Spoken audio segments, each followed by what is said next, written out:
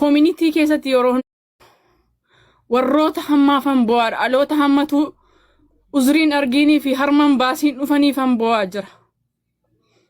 Jaroonna mana arabaa keessatti akkan taane ta'aa jiraniin fan bo'aadha. Gimmaashni isaanii dallaalaan ulfeessee achas ergaa jira. Community keessatti yeroo hundumaa na waamu. Ulfa baasisu. Eenyurraa ulfoofte. Kadhadheen nan gaafadhu dallaalaarraa. Isa nu ergeerraa. Eenyurraa ulfoofte. Irsa madaamiirraa. Eenyurraa ulfoofte. Ilma madaamiin na daffaree dubbachuun sodaadhe. Guyyaa lama dura ijoollee sadiin baaseen mana arabaa keessa.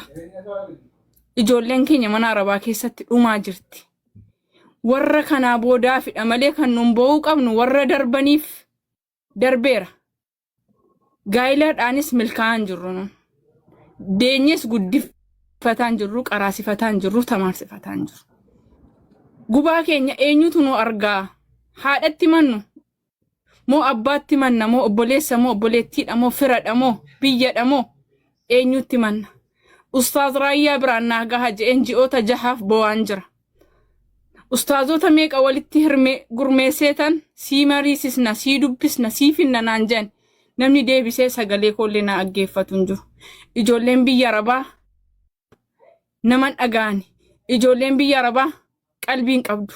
Ijoolleen biyya Arabaa naman dhageessu jedhanii nu tuffatu malee ijoolleen biyya Arabaa maal taate jedhee namni nu dhaggeeffatu hin jiru. Mee Ustaaz Raayyaa barri kun bara keenya haa ta'u.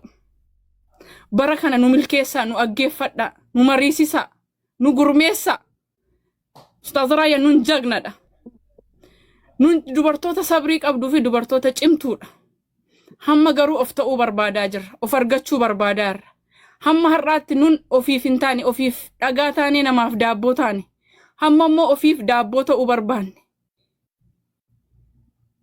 Yemadaam qimam nun je'ani. Nun kororimaadha. Nun xuguraas mudii moo naccas mudiidha. Fuudhanii yemadaam qimam nun je'ani. Jedhan miti hamma immoo madaamii mataa keenyaaf ta'uu barbaanne. Ofiif madaamii ta'uu barbaanne. Algaa abbaa manaa keenya, algaa abbaa manaa isaanii haa afani. Misaa iqaa ijoollee isaanii haa qopheessani. Hamma har'aatti algaa madaamii afaa jiru. Algaa isaanii afanne. Misaa iqaa ijoollee Arabaa qopheessu malee misaa iqaa ijoollee isaanii qopheessine. Ustaaz Raayyaan dadhabne.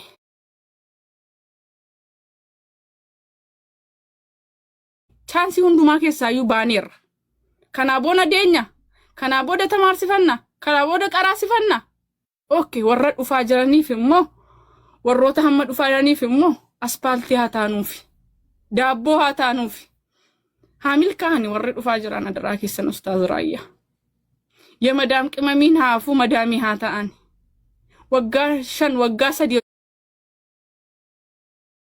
hojjettee haadha manaa haa taatu. Haadha suuqii haa taatu. Haadha of ta'ummaa haa taatu. Tasfaa kutanii ijoolleen keenya yaa Ustaaz Raayyaa. Anumaa tokko siniin hin jedhu. Nu gurmeessaa, nu ijaara Rabbii gaditti, nu sassaabaa. Maqaa keenyaan baankii ta'u nu banaa. Maqaa keenyaan diinagdee keessa nu gashaa.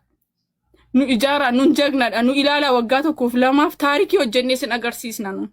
Ijoolleen biyya Arabaa nama amantuu dhabde malee, namatti kennattuu dhabde malee, nama ishii milkeessuu dhabde malee ijoolleen biyya Arabaa milkaa'inaaf qophoofteetti, kutatteetti amma. Galatoomaa isinitti hin baay'isu.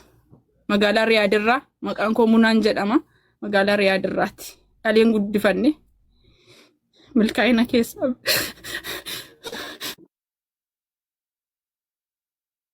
Amma sagaleen kiyya ni dhaga'ama.